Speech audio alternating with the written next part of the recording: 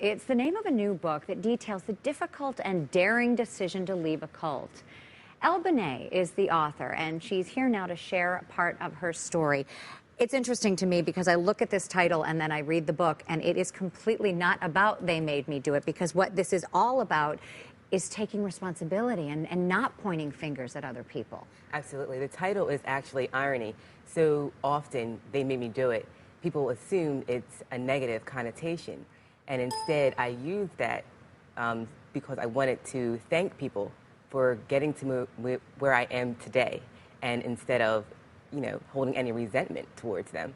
It's amazing after everything that you went through that you kept such a positive attitude. I thought in the beginning you started off so strong, it really gave me chills because you said, "I will get better. It's only a matter of time and belief."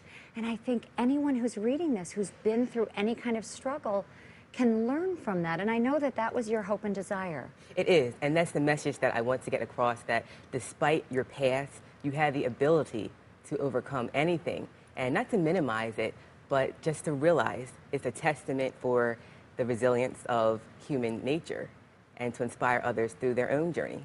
We're also, I think, confused about this idea of a cult. And you specifically don't mention what the cult is. So I think we get all kinds of images in our head. Yet at the same time, you say you grew up in a home that people would look at the structure and say, this is a, quote, normal family. Yes. It was not, you didn't have to be in a certain community. The only thing that was mandated was that you rent your house and not own it, because your material things they're not what matters. It's important. It's getting to heaven that what matters. And so that's the purpose of it all.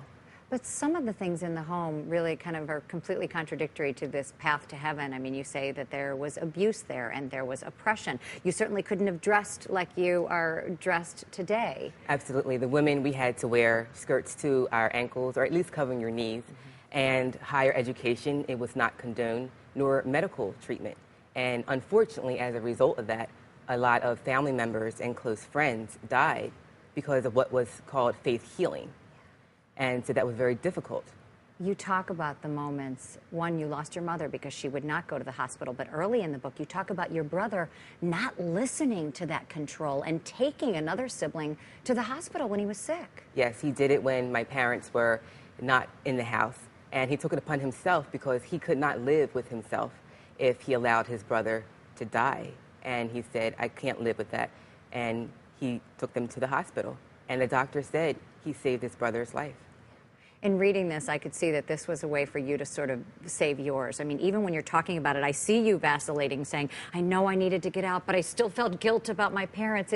It's almost like you never really get over all of it. You grew up there your entire life, I mean, up until your teen years. Absolutely. And it just goes to show that no matter what you've been through, no matter where you are, what you can accomplish and overcome, and the power you possess to do it.